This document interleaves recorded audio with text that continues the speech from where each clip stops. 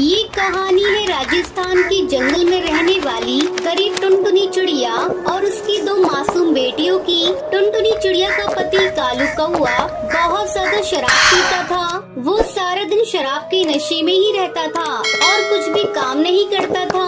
दूसरी तरफ टुनटुनी चिड़िया चाहकर भी खुद घर से बाहर काम के लिए नहीं जा सकती थी, क्योंकि अपनी बच्चियों को वो किसी के भरोसे नहीं छोड़ सकती थी।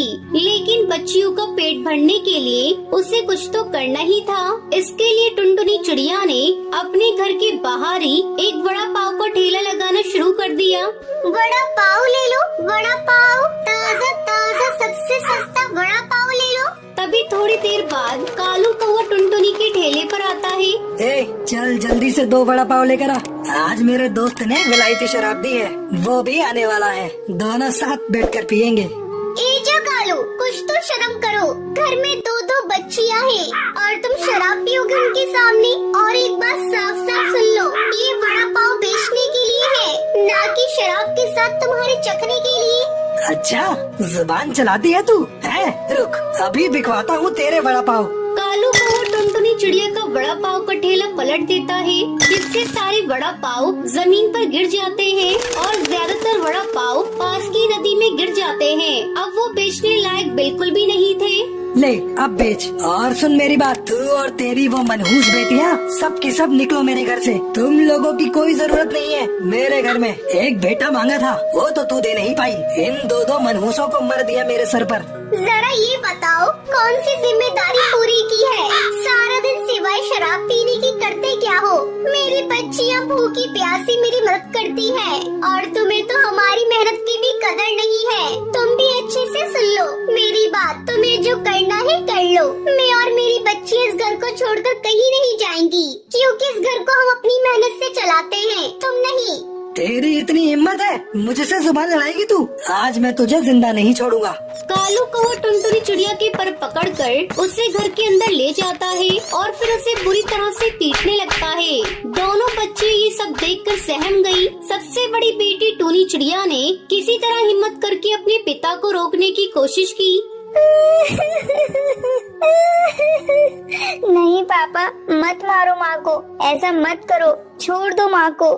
कालू कौवा गुस्से में टूनी चिड़िया को भी धक्का दे देता है, जिस वजह से टूनी को गहरी चोट लग जाती है। वहीं उसका दोस्त बाहर आ चुका था और कालू कौवा अपनी शराब की बोतल लेकर उसके साथ घर से बाहर जाने लगा। अरे आ गया दोस्त, चल यार बाहर ही चलकर पीते हैं। इन मनहूसों ने तो सारा मूड ही खराब कर दिया। अरे कहाँ जा रही हो? टूनी को कितनी चोट लगी है? मेरे साथ चलो, इसे डॉक्टर के पास लेकर जाना होगा। टुनटुनी की बात को अनसुना कर कालू कौवा वहाँ से चला जाता है। टूनी जमीन पर बेहोश पड़ी थी। टुनटुनी को भी काफी चोट आई थी, लेकिन फिर भी टुनटुनी चिड़िया हिम्मत करके उठी और वो टूनी को लेकर अस्पताल पहुँची, जहाँ डॉक्टर बुलबुल ने टूनी का इलाज किया और कुछ ही देर में टूनी को होश आ गया। अब ये ठीक है, ये दवाइयाँ लिख दी हैं मैंने, बाहर मेडिकल से खरीद लो। और हाँ, इसे 1 हफ्ते तक हर रोज पट्टी बदलवाने के लिए लाना होगा। टुनटुनी चिड़िया डॉक्टर से दवाई की पर्ची लेकर उसे देखने लगती है। पर्ची देखते हुए उसकी आंखों से आंसू बह रहे थे। ये देखकर डॉक्टर बुलबुल ने टुनटुनी चिड़िया से कहा, क्या हुआ, तुम रो क्यों रही हो? कोई परेशानी है क्या? मैडम जी, मैं बहुत गरीब हूँ। 2 छोटी बच्चियाँ हैं मेरी और मेरा पति सारा दिन शराब पी के पड़ा रहता है। मेरी बच्ची की इस हालत का जिम्मेदार भी वही है। मेरे पास बिल्कुल पैसे नहीं है। समझ नहीं आ रहा कि अपनी बच्ची के लिए दवाइयाँ कैसे खरीदूंगी। ये कहकर टुनटुनी चिड़िया जोर जोर से रोने लगती है। डॉक्टर बुलबुल को टुनटुनी पर दया आ जाती है। वो अपने पास से टुनटुनी चिड़िया को सारी दवाइयाँ दे देती है, वो भी मुफ्त में। मैडम जी, आप नहीं जानती आपने मेरी कितनी बड़ी मदद की है। मैं आपका ये एहसान कैसे चुकाऊंगी? इतना मत सोचो। अच्छा ये बताओ, तुम्हारे घर का खर्चा कैसे चलता है? अपनी बच्चियों को स्कूल भेजती हो कि नहीं? कहाँ से मैडम जी, पेट भर खिला भी नहीं पाती तो स्कूल कहाँ से भेजूंगी? आपको बताया तो था, मेरा पति कोई काम नहीं करता, उल्टा मेरी कमाई भी शराब पर उड़ा देता है। अच्छा, और तुम क्या काम करती हो वैसे? वड़ा पाव का लगाती हूँ, लेकिन आज तो वो भी इस करम जले ने सड़क पर पलट दिया। कल बेचने के लिए कुछ भी नहीं है मेरे पास, पता नहीं क्या होगा। अच्छा तुम चिंता मत करो, वैसे तुम बड़ा पाव अच्छा बनाती हो ना, क्यों ना मेरे हॉस्पिटल के बाहर ही तुम बड़ा पाव बेचो। हॉस्पिटल में रुकने वाले सभी डॉक्टर पक्षी तुम्हारे बड़ा पाव खरीद लेंगे और तुम्हारा काम भी अच्छा हो जाएगा। आप सच कह रही है मैडम जी, ये तो बहुत ही अच्छा हो जाएगा। हाँ, लेकिन सबसे अच्छा तब होगा जब तुम अपनी बच्चियों को पढ़ने के लिए स्कूल भेजोगी। पक्का मैडम जी, मैं अपनी बच्चियों का कल से ही एक अच्छे स्कूल में दाखिला करा दूंगी। अब टुनटुनी चिड़िया डॉक्टर बुलबुल की मदद से वड़ा पाव का ठेला हॉस्पिटल के पास लगा लेती है और अपनी बच्चियों का दाखिला अच्छे स्कूल में करवा देती है और खुशी खुशी अपनी बच्चियों के साथ एक नया घोंसला बनाकर उसमें रहने लगती है। सोनपुर के जंगल में टोनी चिड़िया अपने पति कालू कौवा और 2 बच्चे टुनटुनी चिड़िया और गोलू चिड़ा के साथ रहती है। टोनी चिड़िया के परिवार जंगल के सभी चिड़िया और पक्षियों के परिवार से गरीब है। कालू कौवा उसी जंगल के एक तालाब में मछली पकड़ने का काम करता है, उसी से उसका परिवार चलता है। एक दिन टोनी चिड़िया कालू कौवा से कहती है, जी हमारे परिवार बहुत गरीब है, जिस कारण से हमारा खाने के लिए भी सही से व्यवस्था नहीं हो पाता है। तुम ठीक कहती हो टोनी, आजकल जंगल के तालाब से मछली भी अधिक नहीं मिल पाती है, जिस कारण कमाई हो ही नहीं पाता है। तभी टोनी चिड़िया अपने भाई के साथ आती है और अपने माँ से कहती है, माँ मुझे बहुत जोरों की भूख लगी है, माँ मुझे खाना दो। तो तब टोनी चिड़िया उसे खाना देती है। कालू कौवा फिर मछली पकड़ने के लिए तालाब में जाता है। तभी उसके जाल में एक सोने जैसी चमकने वाली मछली फंस जाती है।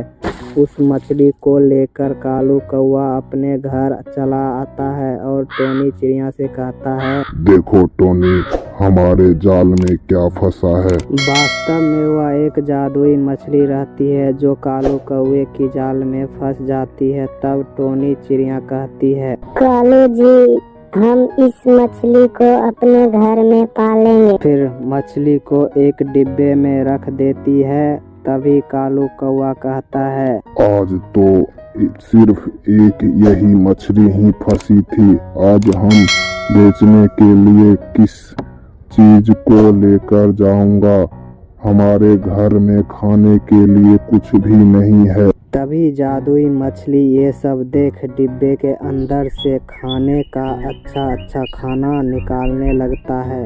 ये सब देख कालू कौवा बहुत खुश हो जाता है।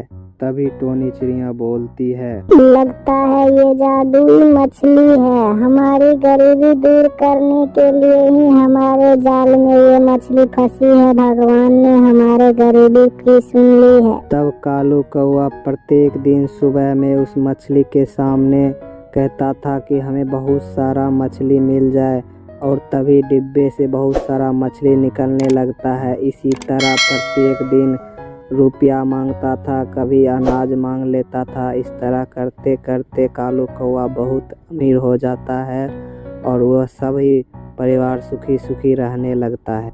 अगर हमारा ये वीडियो पसंद आया हो तो प्लीज चैनल को सब्सक्राइब करें और लाइक करें और शेयर करें ताकि और अधिक लोग देख सके इस वीडियो। सीतापुर नाम का एक गांव था जहां की नदी के पास जाने में बहुत से पक्षी डरा करते थे।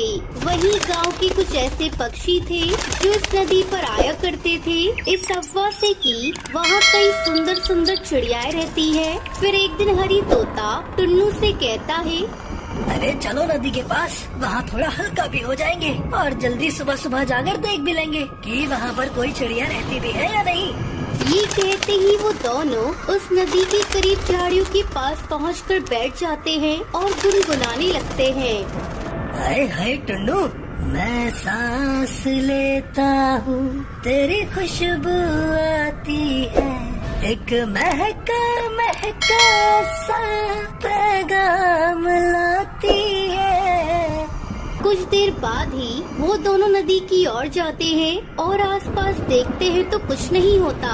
फिर हरी तोता एक पत्थर मारता है तो वहाँ एक फूल का रास्ता बन जाता है, जहाँ पानी के बीचों बीच 3 खूबसूरत चिड़िया दुल्हन के रूप में वरमाला लिए बैठी थी। अरे देख, जैसा हमने सोचा था वही हुआ। सामने देख, कितनी सारी चिड़िया आई हैं। चल वहाँ चलते हैं। दोनों वहाँ पहुँच जाते हैं। फिर वो चिड़िया उससे कहती है, मैं टुनटुनी किसी का भी मन मोह लेती हूँ। क्या तुम मुझसे शादी करने आई हो?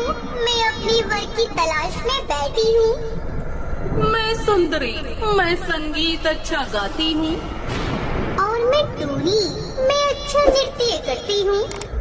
अरे इतनी सुंदर सुंदर चिड़िया हमारी दुल्हन बनने वाली है। हाय हाय, अरे मुझे तो यकीन ही नहीं हो रहा। तो आओ कर लो हमसे विवाह। ये कहते ही वो दोनों अपनी मनपसंद चिड़िया से शादी करके उसे घर ले आते हैं। तभी गांव के पक्षी कहते हैं, अरे ये तीनों तो कितनी खूबसूरत चिड़िया से शादी करके आ गए हैं, पर इन तीनों पक्षियों की किस्मत में इतनी खूबसूरत चिड़िया कैसे हो सकती है? कोई तो बात है, मुझे तो दाल में कुछ काला लग रहा है। तभी वो दोनों अपने अपने घर लेकर उन्हें पहुंच जाते हैं। फिर हरी तोता टूनी चिड़िया से कहता है, टूनी, तुम सच में बहुत खूबसूरत हो। मैं जानता हूँ तुम जादुई भी हो ना, तो मुझे सोना चांदी दे दो। वो क्या है ना, तुम्हारा ख्याल भी तो मुझे ही रखना है। वैसे भी मैं तुम्हारा पति हूँ, तुम्हें मेरी हर बात माननी होगी अब से। तुम कितने लालची किस्म के पक्षी हो। तुमने सिर्फ मुझसे पैसों के लिए शादी की थी ना, अब देखो मैं क्या करती हूँ। ये कहकर वो अपने पति को मार देती है। फिर वो दोनों भूतिया चिड़िया की आत्मा वापस नदी के पास जाती है और वहाँ से गायब हो जाती है। उन दोनों पक्षियों की मौत से पूरे गांव में तहलका मच जाता है। तभी कालू कौवा कहता है, जरूर उस नदी में रहने वाली चिड़िया का क्या हुआ है। मुझे वहाँ जाकर उनका राज पता करना होगा। ये कहकर वो नदी के पास जाता है। वहाँ पर 3 चिड़िया आपस में बातें कर रही थी। तभी वो उसे देखकर कहती है, क्या हुआ? क्या तुम हमसे शादी करने आए हो? बोलो, किससे शादी करोगे तुम? ये सुनकर कालू को कुछ अजीब सा लगता है। फिर वो सच जानने के लिए उनसे हाँ कर देता है और टूनी चिड़िया से शादी करके उसे अपने साथ घर ले आता है। सुनो टूनी, मैंने तुमसे शादी कर ली है और मैं जानता हूँ तुम जो दिख रही हो वो नहीं हो। सच सच बताओ, तुम कौन हो? तुमने सही कहा, मैं कोई चिड़िया नहीं बल्कि भूतिया चिड़िया की आत्मा हूँ। दरअसल बात ये है कि हम तीनों सहेलियाँ इसी नदी में एक साथ नहाने आई थी और एक दूसरे पर हंसी ठिठोली करके पानी की छींट मार रहे थे। तभी वो पानी की छींटे जिगर बाबा पर चली गई और वो गुस्से में आ गई। उन्होंने हमें श्राप दिया कि जब तक कोई नेक दिल पक्षी हमसे शादी नहीं करेगा हम आजाद नहीं होंगे। श्राप के बाद हम नदी वाली भूतिया चिड़िया की आत्मा बन गई, पर तुमने आकर मुझे श्राप से मुक्त कर दिया। लेकिन वो दोनों कैसे मुक्त होंगी? तुम्हें उन दोनों से भी शादी करनी होगी, तभी वो मुक्त होंगी। तभी कालू उस नदी पर जाकर उन दोनों भूतिया चिड़िया की आत्मा से शादी करता है, जिसके बाद वो तीनों मुक्त हो जाती हैं और वहाँ से हमेशा के लिए चली जाती है।